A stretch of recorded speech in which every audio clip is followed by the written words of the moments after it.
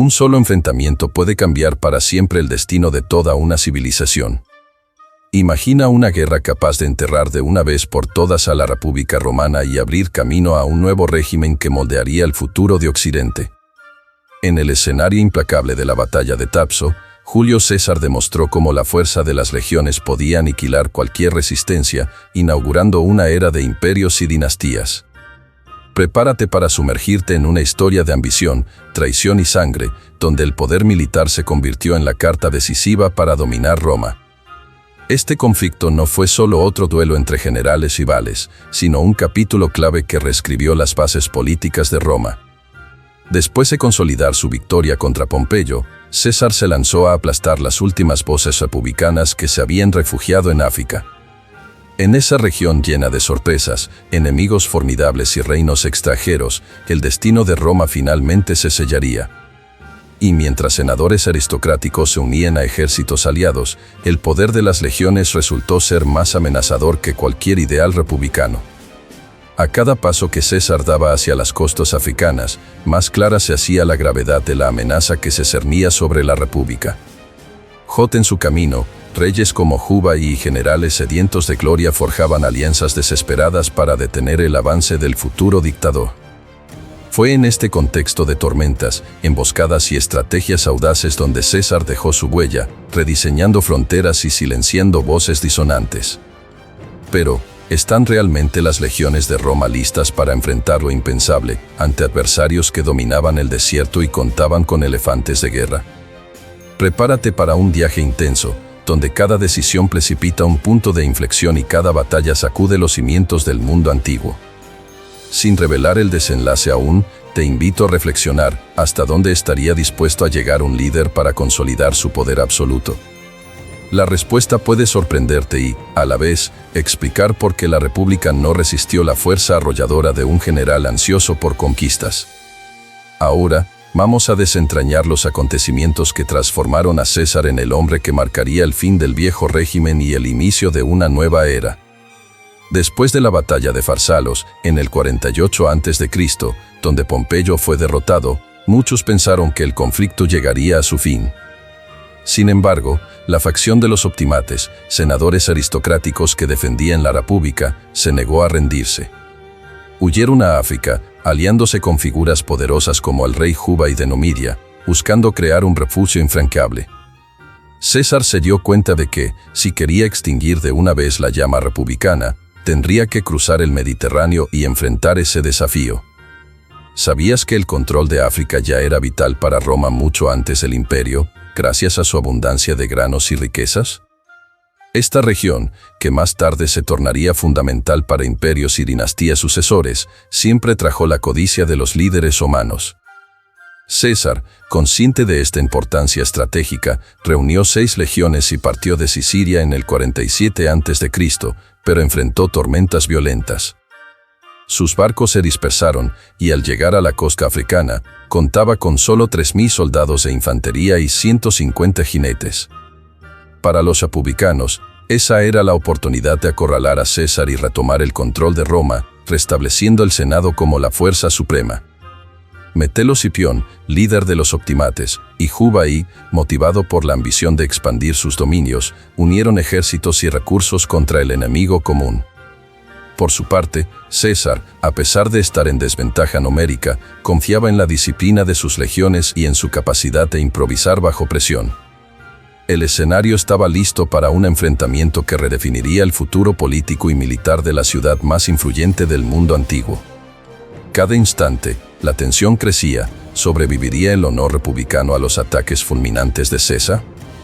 Era una lucha entre la tradición senatorial y el nuevo orden que se estaba formando, sostenido por las bayonetas, o mejor dicho, por las espadas romanas. Y al mismo tiempo, reinos extranjeros entraban en la jugada, demostrando que los conflictos romanos iban más allá de las fronteras de la península misma. Pero antes de descubrir qué lado prevaleció, es crucial entender cómo las primeras batallas moldearon el desenlace de este capítulo sangriento. En cuanto desembarcó en la costa africana, César se enfrentó a un enemigo numéricamente superior y en una posición ventajosa. Metelo, Cipión y Juba contaban con vastos contingentes de infantería y caballería, además de conocer bien el terreno. Aún así, César se negó a retroceder, pues sabía que cada día de espera fortalecía la moral de sus oponentes. Para protegerse, adoptó una táctica de movimiento constante, evitando quedar cerco y ganando tiempo para reunir a sus hombres dispersos.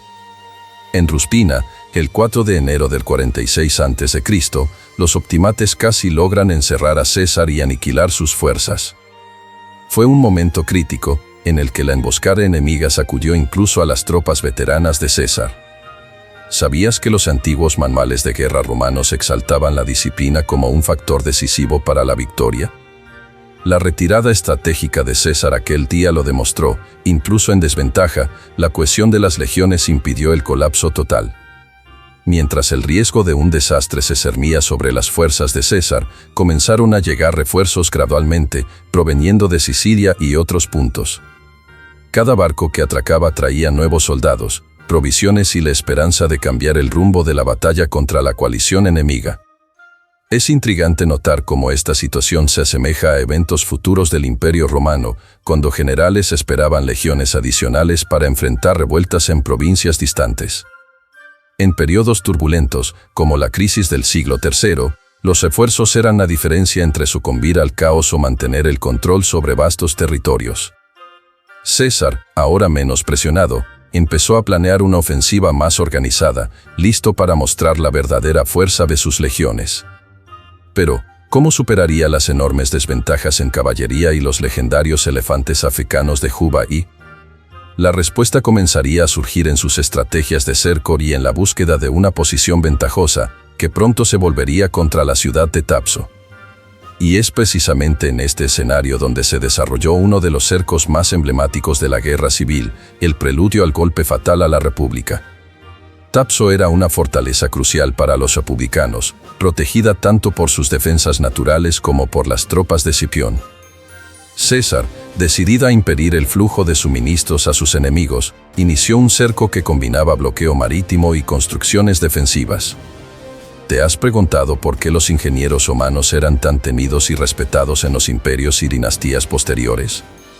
Ellos levantaban muros y torres de forma increíblemente rápida, creando reductos capaces de resistir los embates de tropas mucho más numerosas. El ejército de Metelo Cipión contaba con impresionantes 90.000 soldados, incluyendo elefantes de guerra y caballería númida. César, con cerca de 60.000 hombres, comprendía que el agotamiento de los adversarios tras largas marchas podía ser aprovechado. El arte romano de combinar infantería, arqueros y onda en formaciones flexibles permitió a César elegir el momento adecuado para atacar. Las fortificaciones levantadas bajo el sol africano no eran solo un obstáculo, funcionaban como una trampa que minaba la moral del enemigo día tras día. Mientras los republicanos intentaban romper el cerco, sufrían constantes ataques sorpresa de las legiones, que dominaban el arte del asedio. Ante la amenaza de quedarse sin suministros, la situación de Cipión se volvió crítica, obligándolo a tomar una decisión arriesgada: marchar contra César y romper el cerco de una vez, o ver cómo sus tropas se debilitaban lenta e inevitablemente.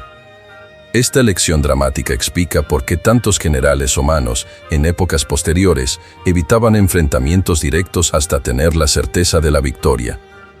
¿Y si Cipión hubiera optado por atrincherarse y esperar? Quizás la historia habría tomado otro rumbo y la República habría encontrado un último aliento. Pero la prisa y la presión política de los senadores aristocráticos clamaban por una victoria rápida y definitiva.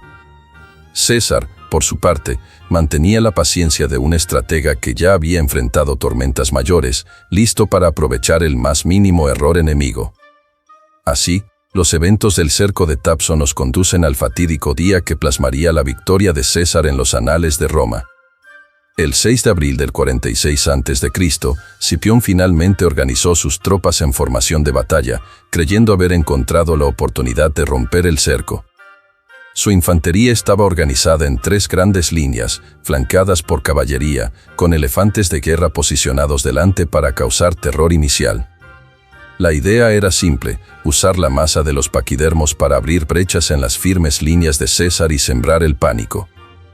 Sin embargo, César tenía un as bajo la manga que cambiaría todo el rumbo del enfrentamiento, aprovechando la mayor debilidad de estas poderosas criaturas. ¿Sabías que los elefantes, a pesar de su fuerza descomunal, tenían puntos vulnerables en áreas como los ojos y las trompas?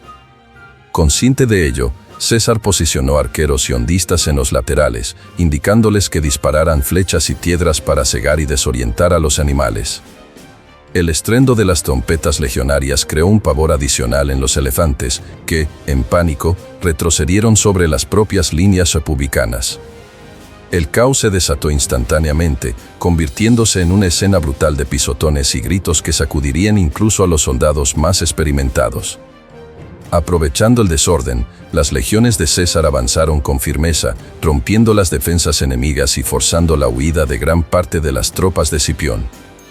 Al ver la línea de batalla destruida por el tumulto de los elefantes, muchos soldados republicanos dejaron caer sus armas e intentaron escapar. Fue en ese instante que la reputación de invencibilidad de César se consolidó, pues la victoria en Tapson no dejó dudas sobre su poder. Ni siquiera la alianza entre senadores prestigiados y el trono númida resistió el golpe de las legiones disciplinadas e implacables.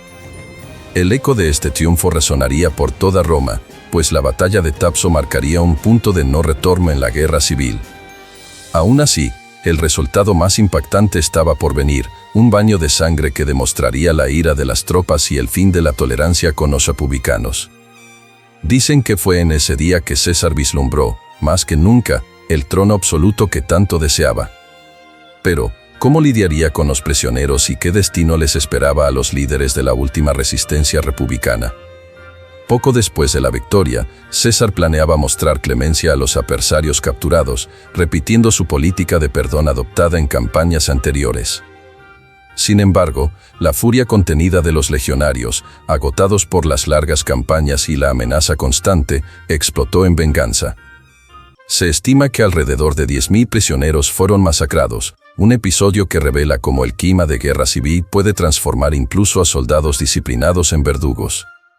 Con este acto, el ideal republicano recibió su golpe final, pues muchos de sus defensores fueron asesinados sin oportunidad de redención. Los principales líderes de los optimates intentaron escapar, pero el cerco de César y la persecución de las tropas dejaron pocas rutas de huida. Jubai y Petreios, al darse cuenta de la derrota inevitable, habrían sellado un pacto de suicidio en duelo, prefiriendo la muerte a la humillación. Metelo Escipión también encontró su final al intentar escapar por mar, mientras que Catón, el joven, se suicidó en Útica. ¿Sabías que Catón se convirtió en un símbolo de estoicismo, visto como un mártir de la causa republicana al negarse a vivir bajo el yugo de César?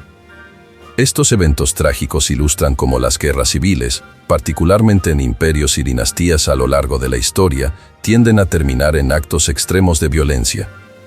El sentimiento de traición y el deseo de venganza superan los límites de la compasión, resultando en masacres que dejan cicatrices profundas.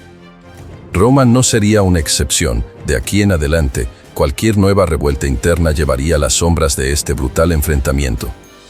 Pero, ¿qué pasaría cuando el uso del ejército como instrumento de poder se llevara al extremo en un régimen imperial emergente?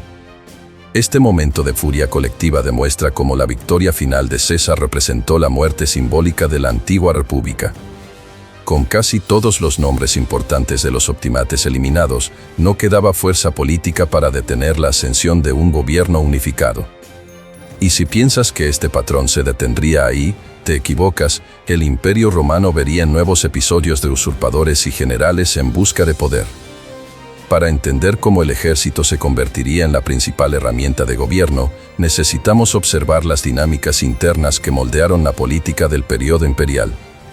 Desde las guerras civiles, quedó claro que el ejército era la clave para el poder, superando la política tradicional. Quien controlaba las legiones podía proclamarse líder de Roma, como César demostró al cruzar el Rubicón. Esto abrió un precedente peligroso. La fuerza de las armas se imponía sobre el debate en el Senado, instaurando una lógica de el más fuerte gana. ¿Sabías que, ya en el imperio, esta lógica provocaría conflictos como el año de los 4 emperadores, en el 69 después de Cristo?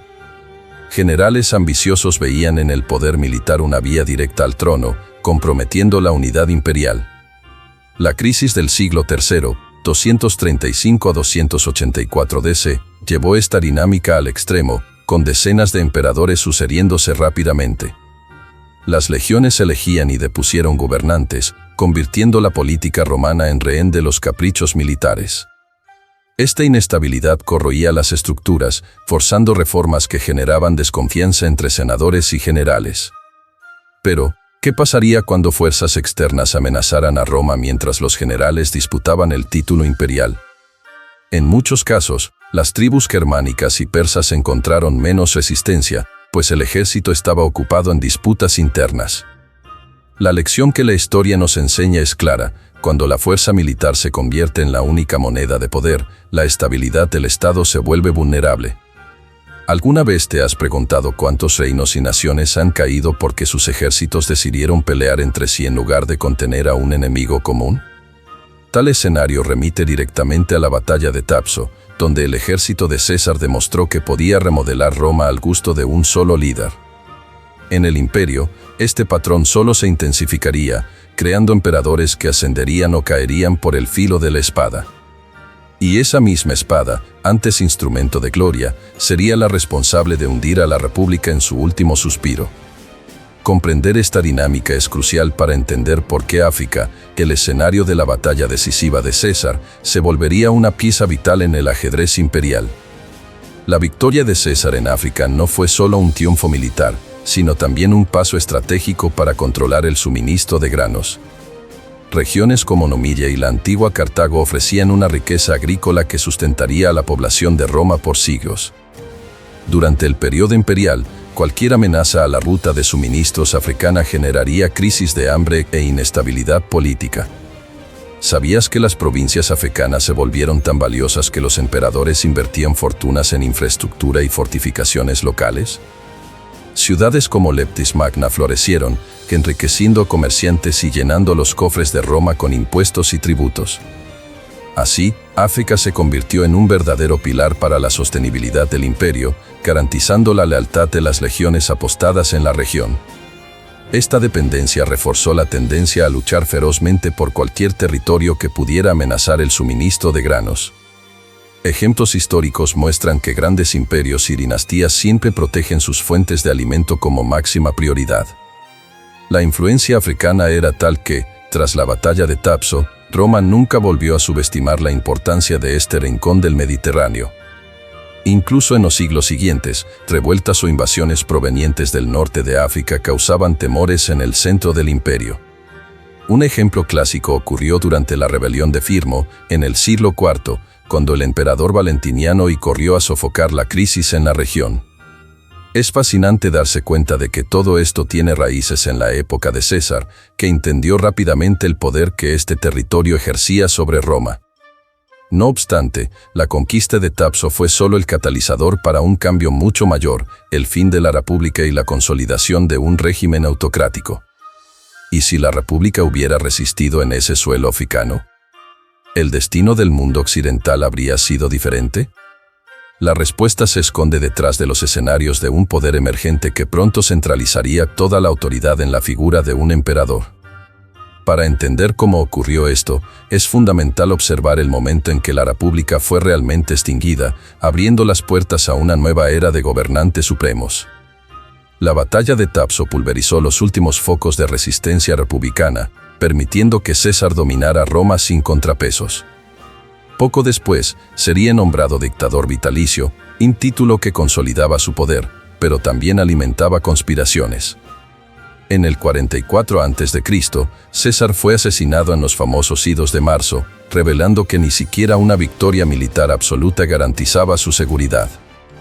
Su heredero, Octavio Augusto, aprovechó el vacío de poder para establecer el Principado, el hito inicial del Imperio Romano. La muerte de César no representó la restauración de la República, sino el catalizador de una nueva configuración política. Octavio supo manipular los temores de los senadores y del pueblo, utilizando la misma herramienta que César, la lealtad de las legiones. Así, el gobierno pasó a estar centralizado en manos de un solo hombre, inaugurando una era de emperadores que moldearían el destino de Roma. ¿Alguna vez te has preguntado cómo sería el mundo si el Senado hubiera conseguido restablecer el orden antiguo? La verdad es que la complejidad romana ya no permitía un regreso simple a los tiempos en que el Senado dictaba las reglas.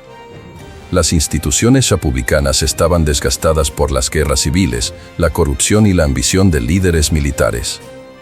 César, al vencer en Tapso, demostró que la fuerza militar podía superar siglos de tradiciones políticas, abriendo camino al autoritarismo. Octavio solo completó esta transición, consolidando un sistema que persistiría hasta la caída del Imperio Romano de Occidente en el 476 después de Cristo. Por lo tanto, la victoria en Tapso fue el penúltimo paso hacia una monarquía disfrazada, que se revelaría en los títulos de emperador y Augusto. Sin este triunfo, es posible que Roma se hubiera fragmentado en diferentes facciones, debilitando su capacidad de expansión. Pero la historia nos muestra que el poder unificado de Octavio dio a Roma la estabilidad suficiente para florecer por otros 4 siglos.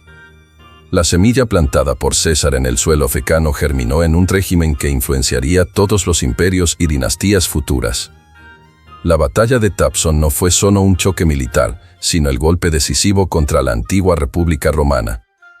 Al subyugar a los últimos defensores republicanos, César abrió el camino a un nuevo modelo de gobierno, más centralizado y autocrático. Incluso después de su muerte, la semilla del imperio floreció a través de Octavio Augusto, consolidando una era en la que las legiones decidían el destino de Roma. Pero, sin esa victoria, Roma se habría convertido en el que hace el imperio que conocemos o se fragmentaría en disputas regionales. Esta masacre final simboliza la brutalidad que penetraría las guerras civiles romanas y destaca cómo el ejército se convertiría en la herramienta definitiva de poder. Los eventos en Tapso evidencian que, en tiempos de crisis, la lealtad de las tropas pesa más que cualquier tradición política. Así, la masacre de Roma no fue un episodio aislado, sino un indicio de que imperios y dinastías posteriores repetirían el patrón de ascenso a través del poder militar. ¿Y tú, qué piensas acerca de esta vuelta en la historia antigua que aún resuena en nuestras concepciones de gobierno y autoridad? Comparte tus reflexiones en los comentarios. Si César hubiera perdido en Tapso, ¿habría sobrevivido la República o habría surgido otro líder para reclamar el poder absoluto? La historia nos desafía a pensar en la fragilidad de las instituciones y la fuerza de las ambiciones individuales. Comenta cuál parte de esta narrativa más te impresionó y si crees que la clemencia de César fue insuficiente o imposible. Después de todo, estas preguntas nos acercan a un periodo en el que la búsqueda de poder agotaba la propia esencia de Roma. Si este viaje por el mundo romano te cautivó, no te olvides de suscribirte al canal para seguir más historias sobre conquistas, traiciones y batallas épicas. Haz clic en me gusta para apoyar nuestro trabajo y comparte este video con tus amigos y familiares que aman sumergirse en la antigüedad. Tu participación es lo que mantiene viva la llama del conocimiento, permitiendo que más personas entiendan el legado de César y de tantos otros líderes.